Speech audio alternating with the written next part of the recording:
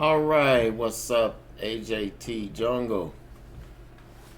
We are getting ready to go through the first 90 days of trading. This is chapter 4.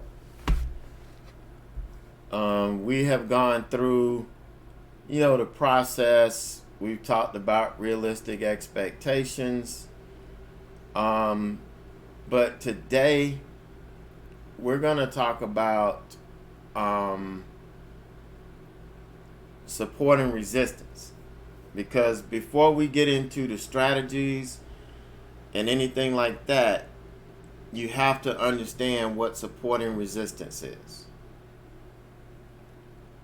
You must understand what support and resistance is, how to use it, how to identify it, because it is a key component to our trading.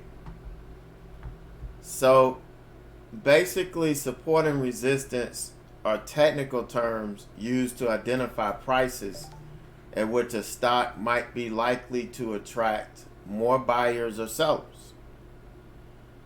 Okay, they're also a key component of technical analysis. Okay, over time, a stock will establish price points which where buyers or sellers came in and caused the stock to change direction. We typically call those pivot points on the daily chart. All right, so the theory of support is based on the idea that there is a price that buyers consider attractive to buy it. Okay, so they're either buying it there, or you have traders that are short that are they're buying to cover their position. Either way, you're going to have orders, an abundance of orders there that you can buy. Because you're going to have the shorter selling. That's going to add to the amount of shares that you can buy.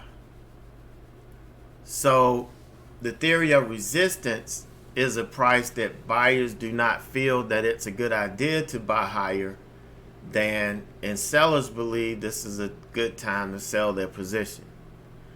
That's when you see pullbacks, reversals, from stocks that are going up. Support is going to turn around a stock that's going down. But in both instances, a significant imbalance of supply and demand are created, and it serves as a price turning point.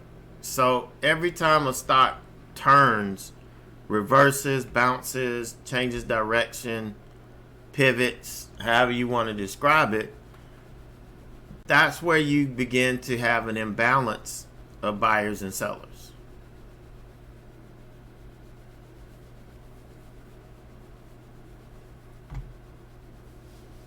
So traders will utilize different methodologies to determine potential support and resistance levels, such as Fibonacci or Camarilla pivots, or whatever the case is. They're going to use different methodologies. Some may involve drawing trend lines, simple trend lines, while others may involve plotting moving averages over different time periods. Still, others use price and volume together to kind of draw conclusions. All of this is support and resistance, which is a part of technical analysis. So we're actually going to spend a lot more time going through this in the technical analysis class. But we're going to introduce it here and give you enough context so you can understand how we use it on our, for our trades.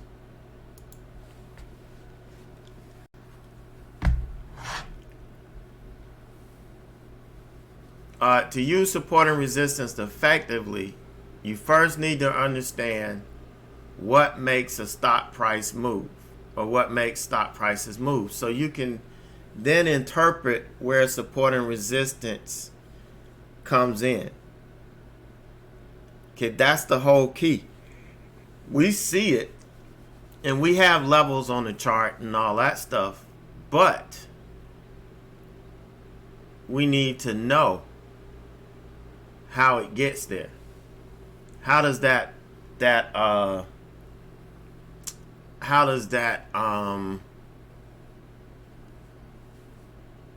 support or resistance build in? Okay, you also need to know that there are different strengths of support or resistance that I sometimes refer to as weak or strong, or when I talk about a pivot, as a sneaky pivot. Okay.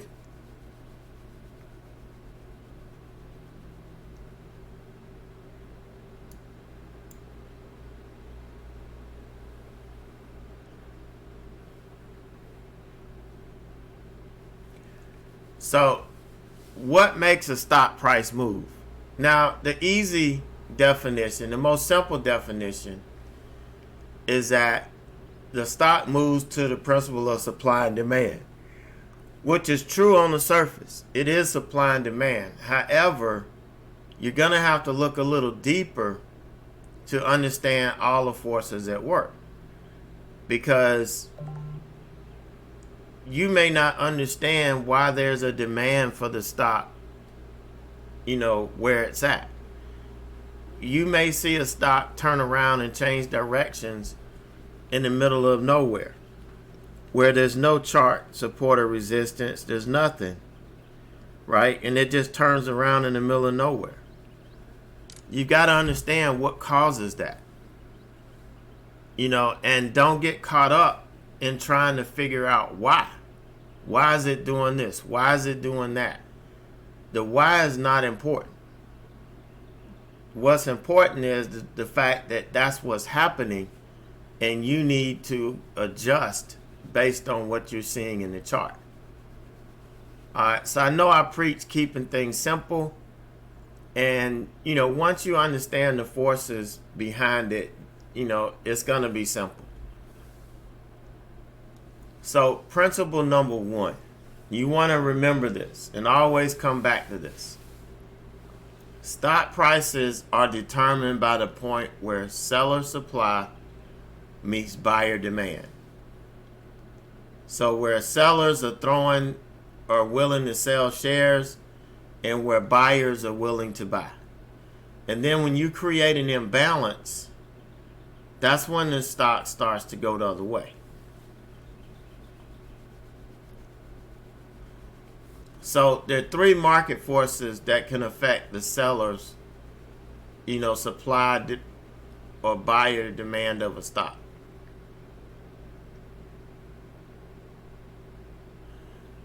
We've got fundamental forces, which are earnings reports, the value inflation, the trends, like the jobs report today and the inflation report.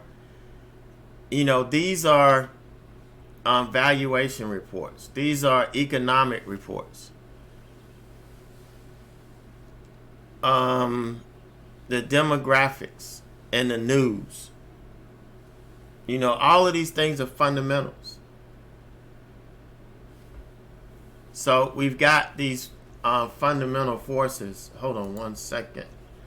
I kind of messed something up here. Please excuse the ignorance.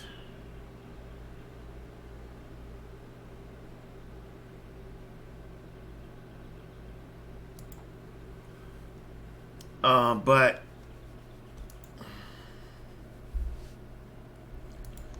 please excuse the ignorance here. Trends actually goes here.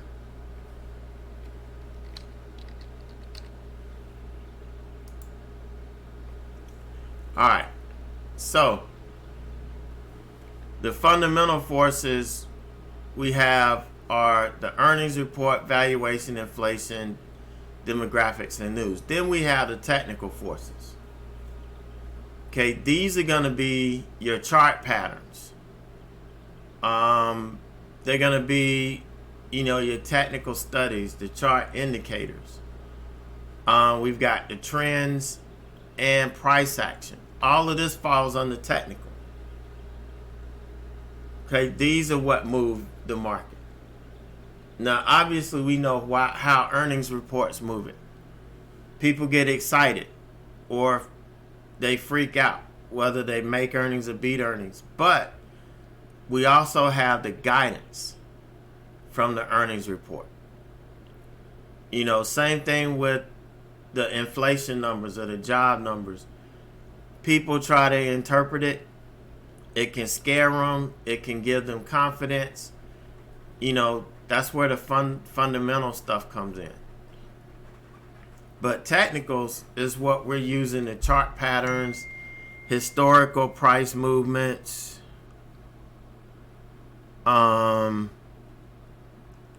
historical price movements, all that stuff. Trends, if the stock's trending up or down, price action, and all of that. The third one is market sentiment.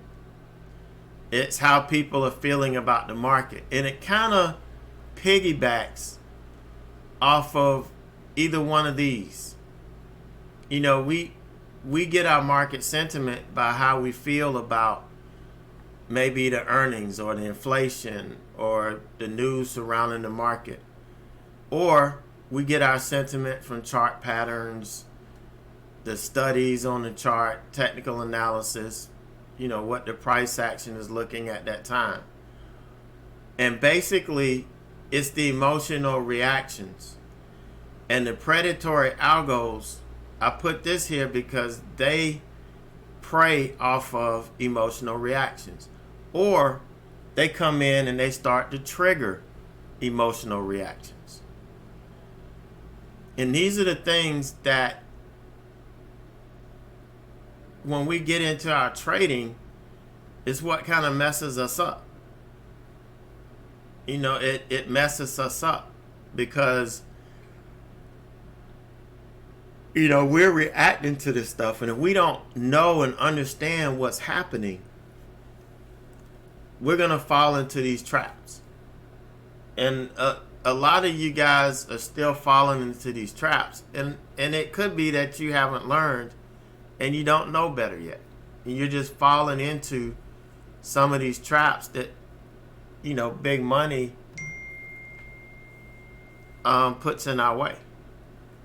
I still get caught up in it too every now and then because it looks so good. They're able to make things look so good that it's hard for you to walk away from it.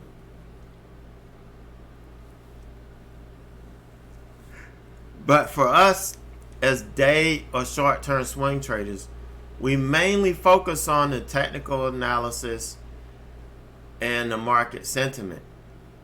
Now, we do, the fundamental forces do create the market sentiment. So we're not so much relying on what they say, these things say. We're relying on the emotional reactions of this. So that's why I didn't put fundamental forces, even though we like to trade earnings and all of that. And we wait for the economic news to see what it's going to do to the market. That's really the market sentiment we're waiting on. So these are the two key components we use in day trading or short-term swing trading. All right, does anybody have any questions so far? I know this is just basic, fundamental stuff. That's what the first 90 days of trading teaches you. But as you get deeper into your trading, when we're going into the support and the fundamental, the technical and analysis and price action analysis, we're going to get deeper into it. But before we go any further, I want to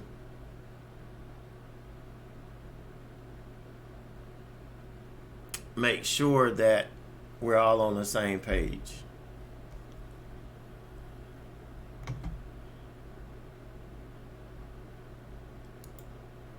All right, so I'm going to assume we're good. Excuse me, golly. I'm sorry. Very, very sorry.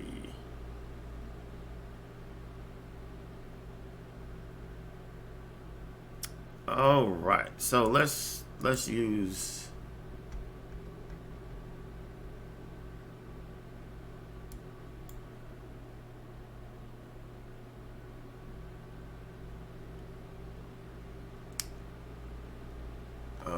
let's use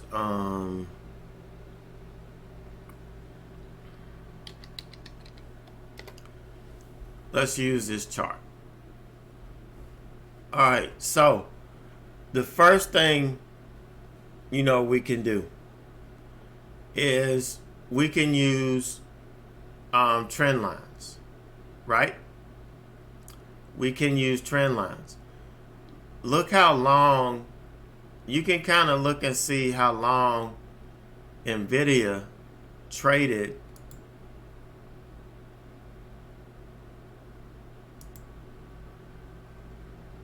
inside this channel. You can see we kind of traded inside this for a while. All right, so it wasn't until here that we started making we started making a trend line.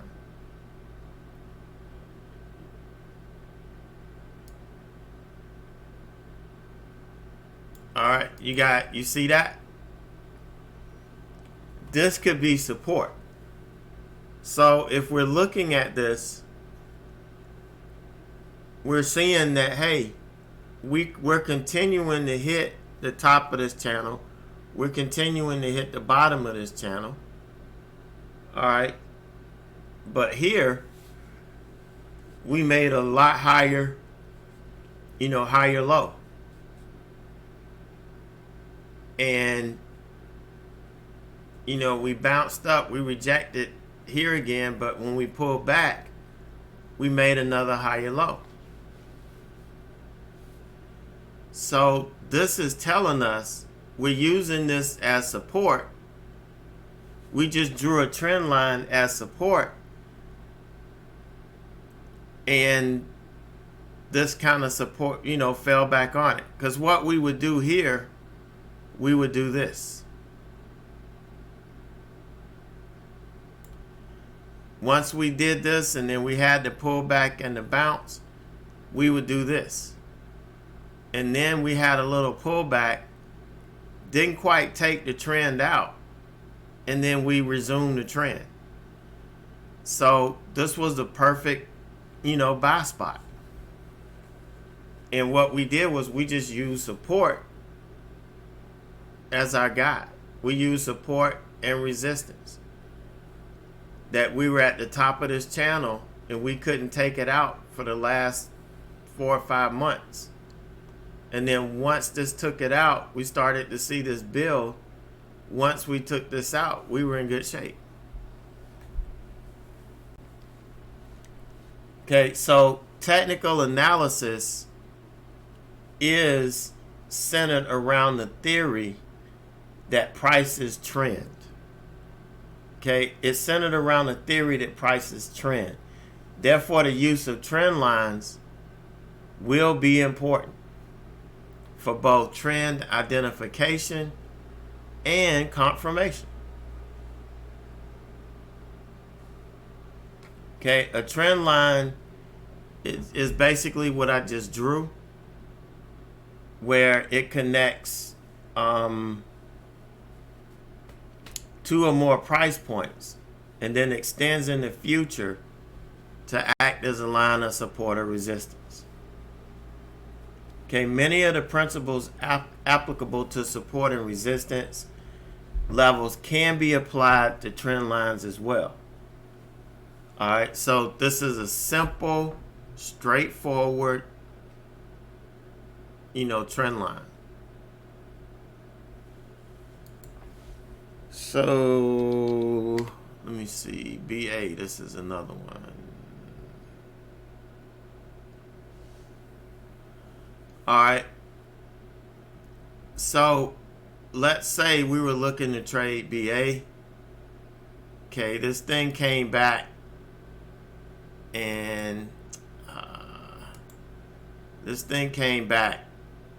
right? It hit it twice, then we started pulling back. We bounced,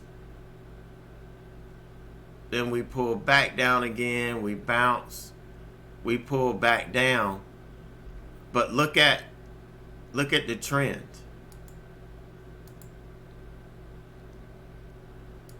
From here, look at the trend.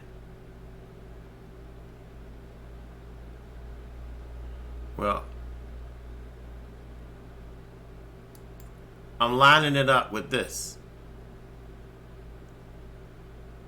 So what do you see?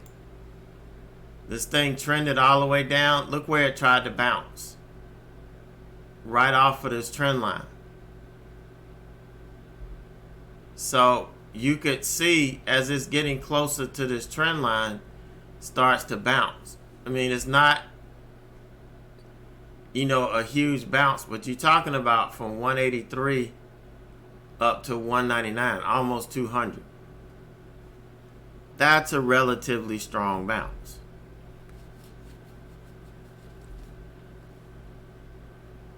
Then it comes back down, before we start to bounce again. And guess what? It puts in another trend.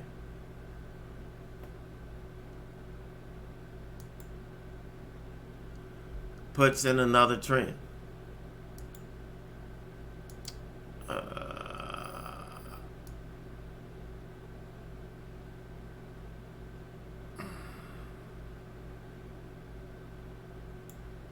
And look, this is kind of where it tried to bounce around here.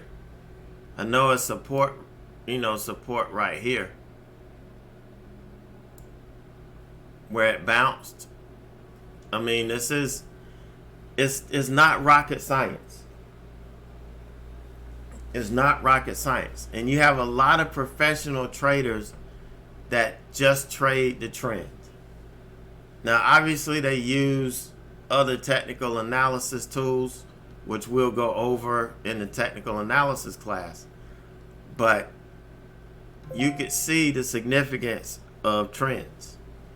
And I like to have at least 3 points before considering it a trend.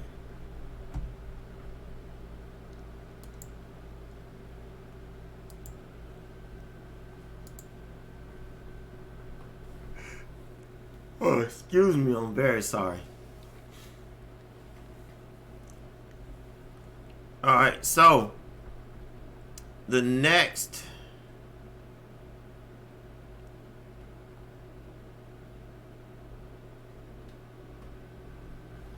the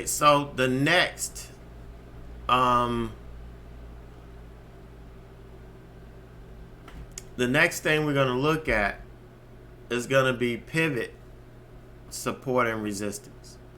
We're going to look at the pivots. Let's look at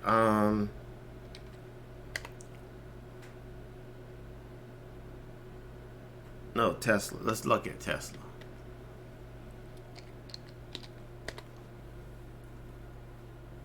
All right, so we look at Tesla.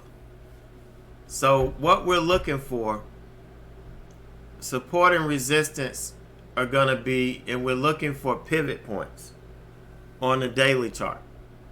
Okay, for most other traders that you learn from who refers to pivots, they're typically talking about the process where analysts and traders calculate pivots and the corresponding major support and resistance levels.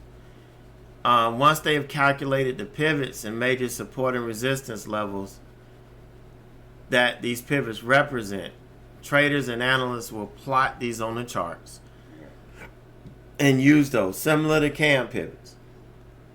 That's a math-based leading indicator, and it provides automated levels of support or resistance.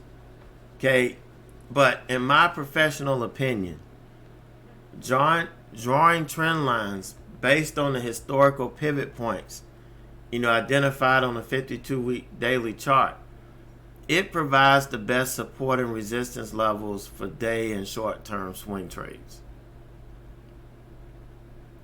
In my professional opinion. And these pivots are simply found by identifying the change in price direction on the daily chart. I like using these pivots as they are constant and they do not change over time. Once a pivot is established, no one is able to go back in time and change it. That pivot will always be etched in history. So to me, it makes these more reliable. If that makes sense. To me, it makes these pivots more reliable because they're based on solid previous price action. That means the price actually reacted to these levels. So I'm going back today. Let's look at where we're trading today. Okay, we're in so what I'm going to do is go back and find the pivot points. So starting here, I'm going back to right here. And that's 191.50.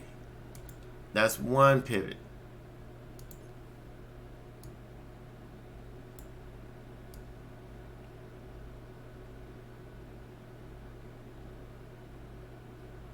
Okay, it's not going to be perfect, but there's one pivot right there.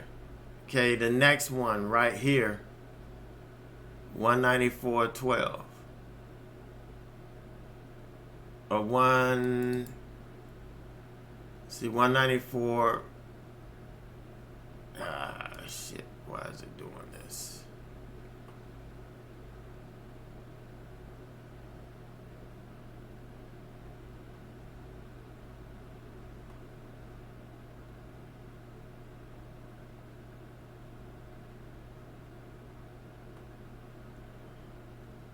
I'm trying to get to the right. Okay, 194.12.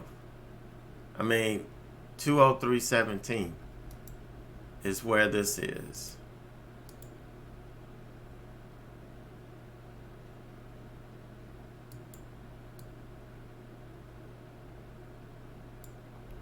Okay, that's close enough. Okay, there's a level of resistance.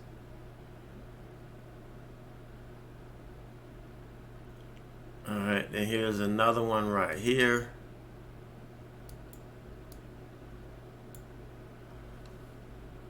Here's another one right here. And what these levels do is they tell us, how much clean room do we have with these trades? I mean, actually, how much clean room do we have? And these are areas of support and resistance.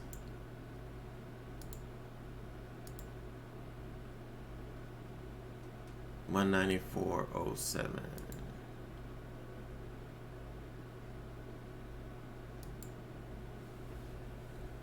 Yep. So that's what we're looking for here.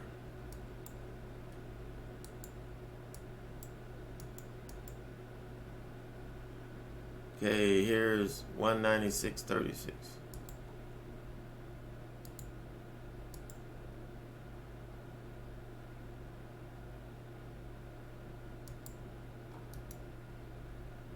So you see why I decided not to trade this today.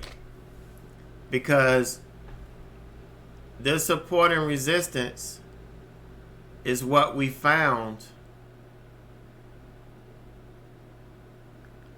and there's really not a whole lot of level you can trade to make money. And that's not to say it can't trade through there, but it's not likely. So, okay, we've gone over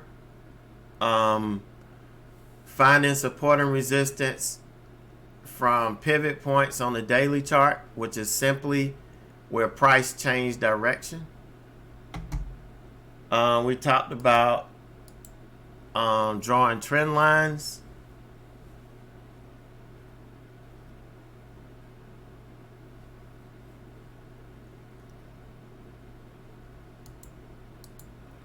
So now we're going to talk about come on thing. We're going to talk about moving averages, which are levels of support and resistance. Talking about moving averages, like here the daily moving averages, they're color coded so you can tell which is which. So they're going to be levels on the chart that sometimes stocks respect. Like here, respected the 10-day. Here, respected the 20-day. You know, here we kind of held up on the 100-day. I mean, it is considered support or resistance. It's a chart study, and that's considered support and resistance. So, does anybody have any questions on that part of it? Drawing trend lines. How do we find trend lines? Because we do see them on intraday charts as well. We're going to look at some intraday charts here in a minute. But I want to make sure everybody understands the concept of drawing the trend lines and finding the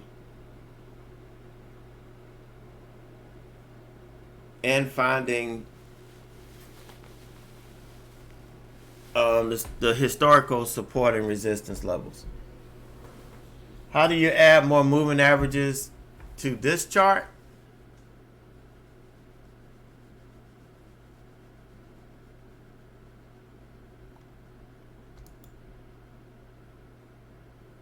On FinViz,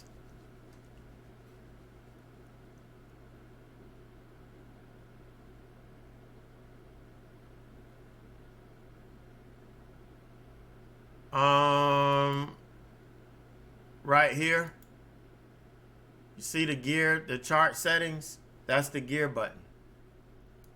You click it. You can add more overlays.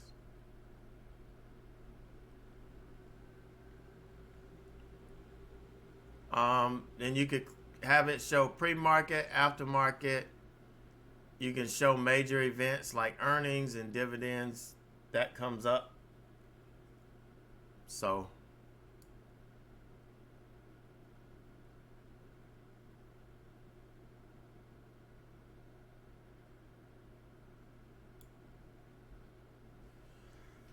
that's how you do it.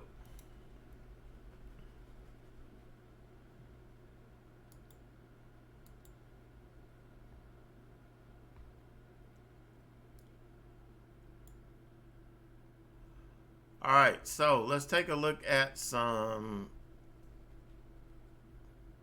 We're going to take a look at our intraday chart. Oh, I got to log back in. Shit.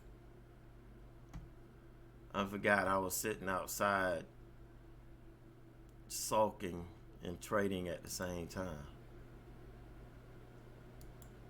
Somebody cry, baby, cry. Stick your fingers in your eye and let the water fly. Cry, baby, cry.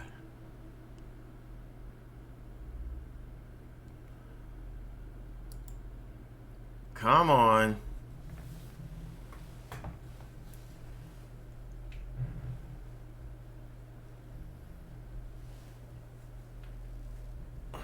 Thus not responding. No, my son does. I don't follow it that much.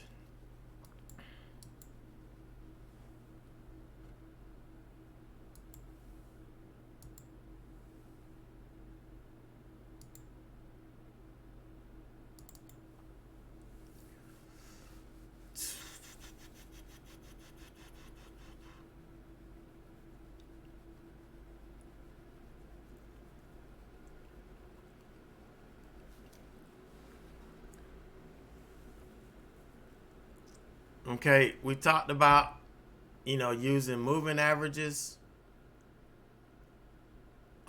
linear regression channel. This is a very useful tool, and for my trading is mandatory. Large institutional funds, algorithmic traders, they use this study to identify trends, and the use of standard deviation gives them ideas as to when prices are becoming overbought or oversold relative to the trend. Plan their entries and exits accordingly. Okay, and that's why, we say it typically trades from channel to channel.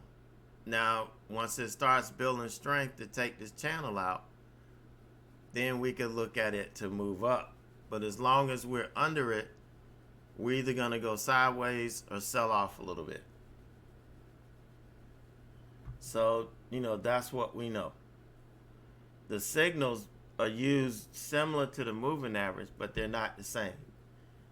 The advantage of the linear regression channel indicator over a normal moving average is that it has less lag, and it responds quicker to changes in direction.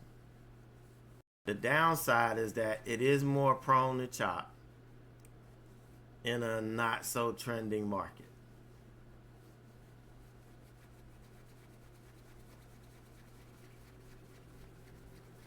Okay, we also, not many people use VWAP that much anymore.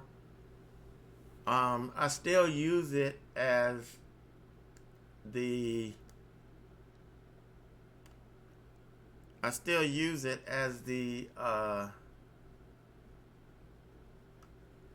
what do you call it? I don't know how this got lost.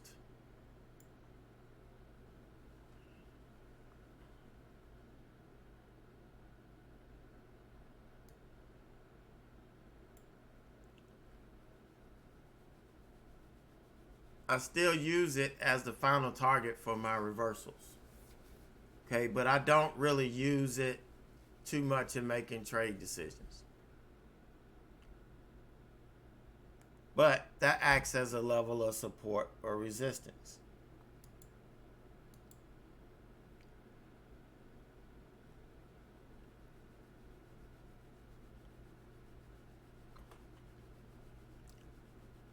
All right, another thing that we talk about and we use is God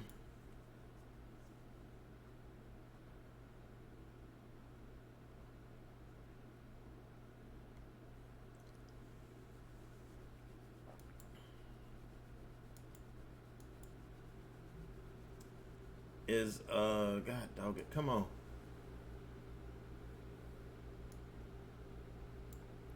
And we're gonna go back to FinViz for this.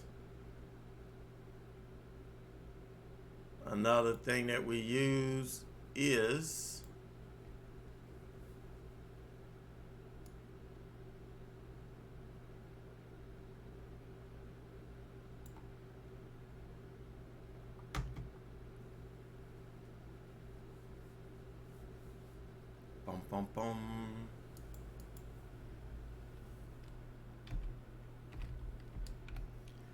option flow. We use option flow to help us find levels of support and resistance. How we do that? We look at the open interest and the volume going through at specific prices. this gives us an indication where there are pockets of buyers or sellers. Remember, price movement depends on an imbalance. So if there's an imbalance of buyers or sellers, if there are more buyers than sellers, the price is going to keep going up because the sellers can get a premium for the shares they own. So the price is going to keep going up.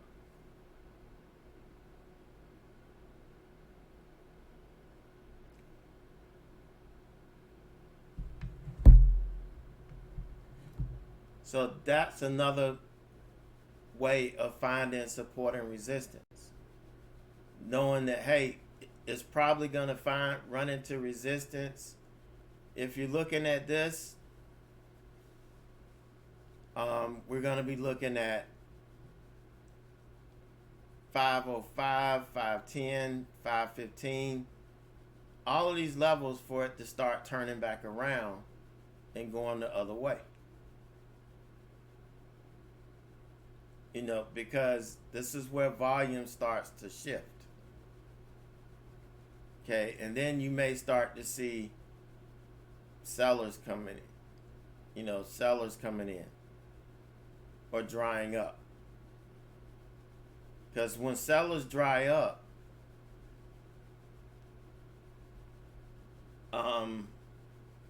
you know, it's going to keep going. But once sellers start coming in, and you have an imbalance, you have more sellers than you have buyers, then the price is going to go down. And I know this is confusing because the lower prices, you're going back up. But once these numbers, these sellers start to pile in, and these numbers start to dwindle, we're going back up. So that gives us an indication of where the change in feeling is going to be. Now, we also use psychological levels, which are whole and half dollar marks. And a lot of those usually line up with the it looks like coin got stopped out. Usually lines up with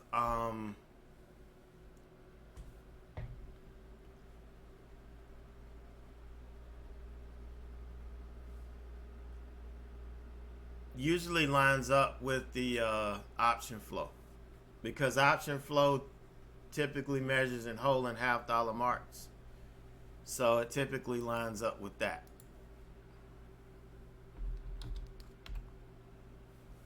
Oh man, strong bounce.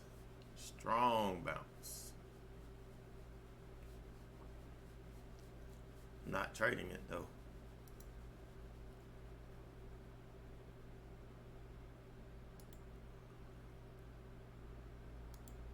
All right, so you guys understand the different areas that you can find support and resistance.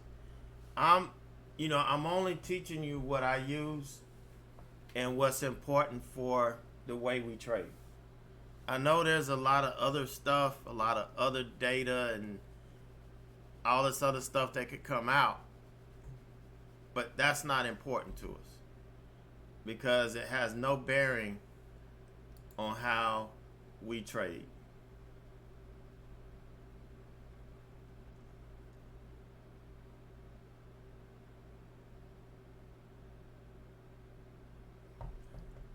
All right, any questions on this?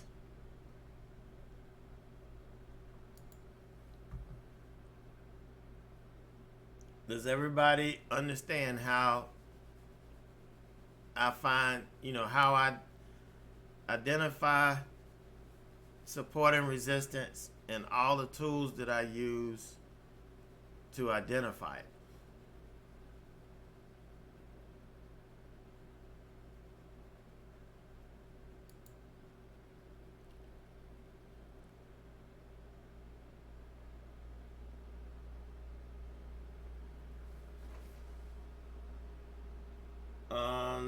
I don't understand. When an option open interest close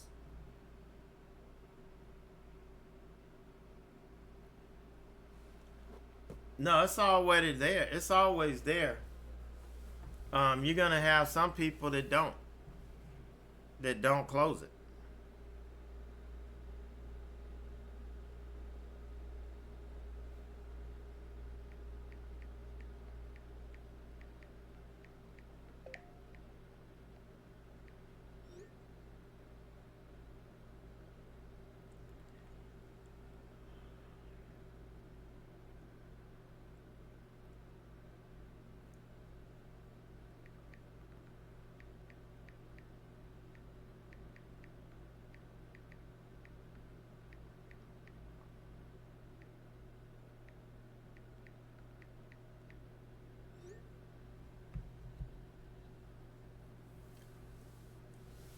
But yes, that's a good question.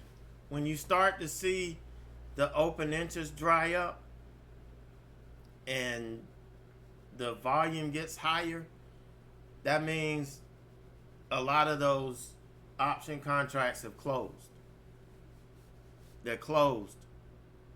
And yeah, you may start to, and unless you have a big pocket, continuing to go in that direction, that'll be when it starts to turn.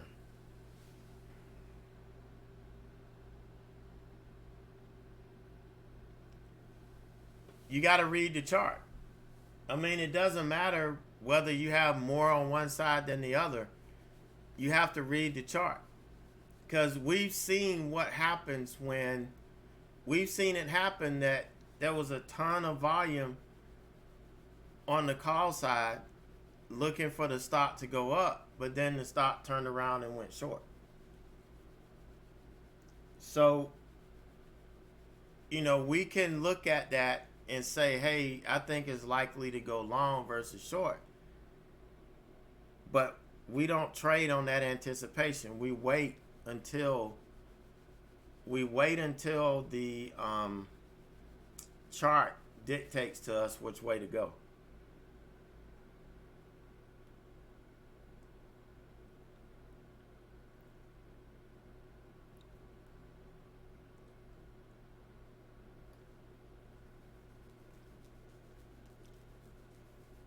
That's why it is important to why price action is important. Being able to learn how to read price action.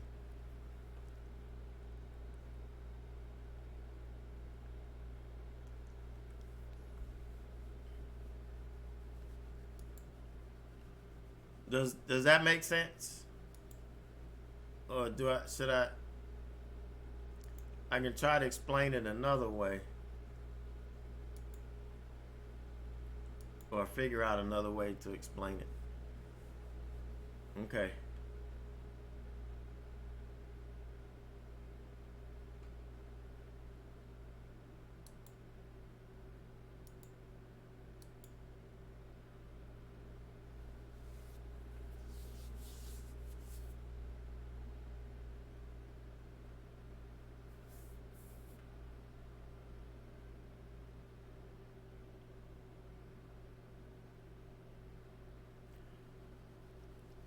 All right.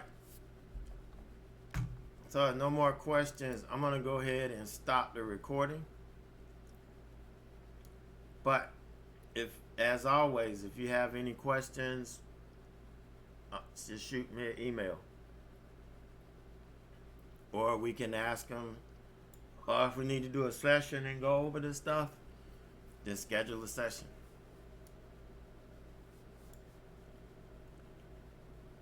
But everything that I'm